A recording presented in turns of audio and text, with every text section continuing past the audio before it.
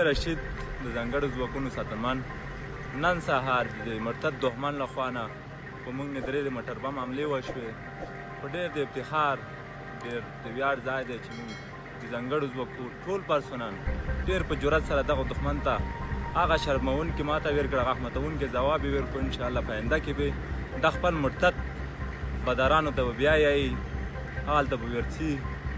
په ډېر په جرأت سره مو دوی ته انشاءالله ماته ویر کړه.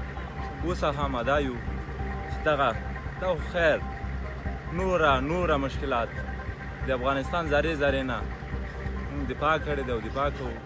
خپله هم دلته لږ سره سرسري زخمي شوی یم، لږ مو دغه ځای ده دغو زویو ته سره لږ خوږ شوی یم، خو ډېر په ابتهار ډېر په جرأت سره مو دغه مرتد دښمن له منځه یوړو.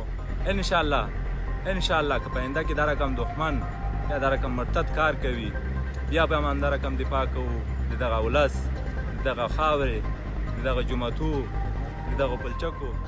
چاودنه په موږ نه وشوه او تروریستانو په موږ نه برید وکړو، هماغه ماتونکی ځواب مو ورکړو. انشاءالله چې په بدن کې مې یو څه وینه وي، وطن نه به دفاع کوم.